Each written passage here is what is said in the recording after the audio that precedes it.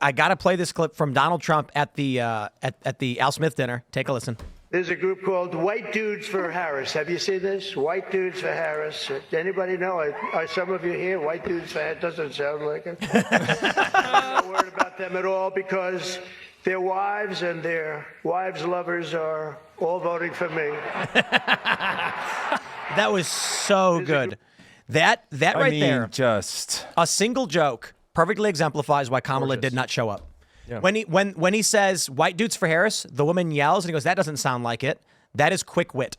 That was funny, even outside of the joke he had scripted. Trump knows how to play a crowd. This is why The Apprentice did well. This is why Donald Trump was a celebrity, because he knows how to entertain large groups of people, and that wins elections. Norm Macdonald, actually, the late great Norm Macdonald, actually praised Trump for this once, and he did this interview up in Canada. And he was talking about, and he kind of catches himself. He's like, I went to one of these Trump events once where he speaks to these large halls and, just to see how it was. And he's like, of course, caveat. And he said that what he's doing is an act, and he's doing an act the same way that, Norm comes from the stand-up world. And he's like, this is the same kind of act that anyone would be able to do, and he's actually quite good at it. And if you're someone who doesn't like him, then maybe you should try to understand why it is that so many people like it, and it's clearly very effective. And he pointed out that one of the reasons why current SNL isn't able to do a good impression of him is because to do an impression of someone, which, by the way, Dana Carvey's Joe Biden is the best one they've ever done, is because to do a good impression, Norm said, you have to actually like the person. And what does that mean? Is that because nobody hates themselves. Right. So if you hate the person and you're doing an impression through that, which all of Kamala's humor is, because it's all mean-spirited, and this, Seamus, humor better than anyone here, that if it's mean-spirited, it will come across in the art and it will not be funny. So take a look at when Alec Baldwin was doing Donald Trump. Right. It didn't make sense. He was just making weird faces and going, yeah. And it was like, or when Family Guy mocked Trump, it was over the top, a clown with an orange face and tiny hands fighting Trump. And it's like, but these aren't like, here's the problem I have with this is make fun of Trump by exaggerating the things that we know he does. So when I do the Trump voice, I always just go cartoonish with it. The radical left. And then I always say, everyone agrees. At least that's what I've been told. So it's like, take actual characteristics, exaggerate them, and people understand the joke you're making. What we see with the liberals and SNL and the left, when they mock Trump, they make up fake things about him and then make a character based on the fake ideas they have about him. Right. Yeah, exactly. Shane Gillis has the best Trump impersonation. He's great. Question. It's great. I think some of the best Trump impressions, and by the way, Trump is far from my strongest. I do the Trump impression because I'm the person available to do it for the cartoons.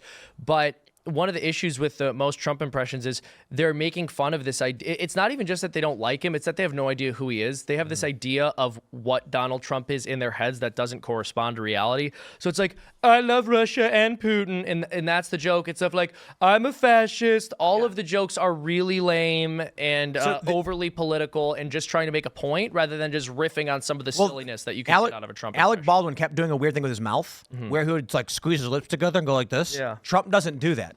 But the reason why he was doing it is because the photos that they use of Trump are mid while Trump is speaking, and he'll be talking, and then he'll go like this, and then they'll freeze that image of him and use that. So in Alec Baldwin's mind, he doesn't watch clips of Trump. He doesn't listen to what Trump has to say. He sees pictures in the liberal press over and over again of Trump making that face, and so he makes the face. Then anybody who actually watches the news is like, why is he doing that face? What is that? That's what, in that interview you're referencing with Norm Macdonald, he talked about something him and his co-writer did not like, which was they called Clapter, which is just easy jokes. John Oliver. It wasn't John Oliver, it was Jim someone. But that's what John Oliver does. Yeah, that's John Oliver's whole career. Terrible, but specifically they were talking about Seth Meyers, which is the guy who took over Weekend Update that Norm used to do. And they were saying they just make jokes based off headlines, because they're buying into the caricature of the person, not the real person. And the point is to entrance people and like, this is the acceptable opinion. This is okay. This is what we believe. This is what we agree. Right. You continue to clap for it. And the point is not for it to be funny. It's not to be factual. It's to create a sense of tribal coherence that you identify with the political positions, you identify with the philosophy, and none of it is based on reality. It's that meme, remember that meme that Elon shared, that low testosterone males, they don't look at, what's true? They say, what are okay with people? Yeah. What's okay for the vast majority of people to think I think is true, what's okay based on that. But the reason why this particular video is funny, making fun of the white dudes for Harris, is because, and this is why humor is like 150% of the truth. The reason it's funny is because the vast majority of polyamorous males are liberal. So, so the white dudes for Harris, they do actually have, honey, get in here. Kamal's killing it. Bring your boyfriend. Because that's actually Get your what it is. boyfriend. They got him. They got Trump.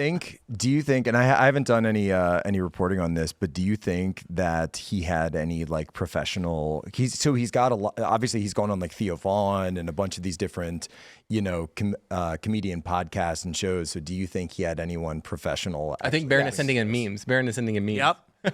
Barron? I think Barron had to have helped them with the wives and the wives' lovers. And I wouldn't be surprised if Barron said cuck and they went, I don't think the people here will understand what that is. So let's say wives I wouldn't be lovers. surprised if Tony Hinchcliffe wrote a few of those jokes. Some of those were so sharp and so like roast worthy, like new school Don Rickles type, that those guys, that crowd, the Theos, the Kill Tony crowd, I think they must have written a few. Trump has not gone on Kill Tony. No, but we're manifesting it. No, we can manifest that. well, no, that's He's the got thing too. there's 2 weeks, 2 opportunities for him to go on Kill Tony. That would be the biggest podcast in the history of podcasting. He was on with the Undertaker today. Are you sure he wasn't on? Oh, really? He's on the Shane Undertaker. Gillis I thought he was on. as Trump. Okay, so Shane Gillis was really good. Donald Shane Gillis Trump is Trump on and Trump Kill have to do it. Tony. It has to happen. After his showing last night, I think he'd hang, and he could take it. He could take the jokes. Oh, Kamala dude. can't sit He up can there take it and he can rag dish on it. What would Kamala do? I made a cartoon about what she would It do. would be the one time she wasn't laughing. Yeah. Oh, who was it? Oh man, I think it was actually maybe Mark Normand who said this. He had a really good point. He's like, one of the ironies is Trump is very funny and he never laughs, and Kamala's not funny and she's always laughing. It's a great And point. I can't get that out of my head now that I've noticed it. It's so true. She laughs all the time. She doesn't say anything funny. Donald Trump is hysterical. He has the whole room in stitches and he's just standing up there like, Yep. Confidence, and he's more authentic than most of these other people. Who I must have watched that video of he and Melania putting the chocolate bars on top of the minion child maybe 15 times. Dude, it's so in a good. row. And she follows his. Yes, he does it because the minion's got a bag, but the bag is The bag's like not open. I realized that's why he did that. I've gone like full haven't Zapruder seen film. this one. Like so. By the way, like we wrote the whole book on the assassination. I right, by zoomed the way. in. But I zoomed I in, probably too. did like just as much research on this video of the minion on Halloween at whatever year it was in the White House, and it's just the funniest thing because this kid's dressed up. It's one of those like. You know how they have like the inflatable costumes now? So it's inflatable, and he goes for the bag, but for whatever reason, the bag it's like not open. It's in his right hand, and the kid's like waddling And the up kid's there. like waddling, and it's Waddling up just there like this. awkward. So Trump just kind of looks at him, sizes it up, and he puts the candy right on the head. But he doesn't just put it on his head. And then He puts it. He taps it on. then he pats him on the head, and then Melania follows up. She's like, "Well, if that's what we're doing," And then the boy, he takes the L like a man. he just It was takes a the boy. L. He just takes the That L. wasn't an L. That was a win. That's a win. Well, it happens. President They put fall- chocolate they on your fall- head. Oh, but he lost it. He lost the falls off. chocolate. He lost the Falls off. chocolate. He turns around and he just walks away. And then a mother, it looks like, scrambles over to pick it up. You know? So He good. bounces it on the head and taps. So good. He's a funny guy. he's hysterical. Do you remember he looked at when he looked at the solar eclipse? Oh yeah, yeah. But they made fun of him for that, and I'm like, he looked up and glanced and looked down. It was a split second. No, I didn't know it was, but it's still, a photo. It was this They take a whole, like, photo it was and this they whole turn like, that don't into do his it, story. don't do it, don't do it. And he's like, I'm gonna do it. I still think one of the best things ever is at the Butler rally when he started with "As I was saying." That was hysterical. was- Wow, dude. Well, That was pretty. I mean, as I was saying. this is one because he of the- said he was going to do it, right? He said over and over, and we were all. So you were there, I was there, Joshua was there. Were you guys there at all? You guys that because he kept saying that's what I was going to do, and what was great about it was he didn't just say. As I was saying, he actually did like the full paragraph of the speech of whatever was going to come next. Like he completed his whole spot. Everybody was clapping over it in the moment, so you couldn't really. It's very emotional, obviously, and you couldn't really like get it all out. But I noticed that he went and did like the full, completed his thought. Biden was here, and then it went down. And then he came in. I would count in, and it was down. And then Biden comes in, it went up, and he finished his entire thought because in his head, in his mind, when J13 happened, he was in the middle of a speech, and he like there's some sense because he always gives speeches because he always has been for a decade now, and Kamala is right about that. He has been giving public speeches for a decade. That he just wanted to finish. He the even speech. turned that into a bit. And he's like, turned that that's into a bit. Yeah. A bit was interrupted by an assassination attempt. He returned to the place. And he was like, I'm going to finish that. Well, this is also the difference between somebody who is a performer who made their living in the private sector and built a brand around their own name, as opposed to a politician who has focus grouped every aspect of their personality, and who you have to choose from a set of other politicians who are also not that interesting or funny or good on their feet. I mean, our political leaders are so mediocre in every single way. It's not just that they're not very intelligent. It's not just that they're not very moral. They're just not that entertaining either. Right. I love my favorite part of his. Yeah, they don't have that much charisma. My favorite part of his remarks last night was when he told the story about doing this dinner last time, which is when he was running against Hillary. Right. And he said, I was going pretty hard on her. I was being really mean. Even my side was saying, you're going too tough. You should stop. He goes, I'm going to do it anyway. You know, I love that he's just. Do you remember what he did? So down. Do you remember what he did in 2016? And Hillary was there sitting like, I think it was like Trump, then Melania, then Hillary, if I remember correctly.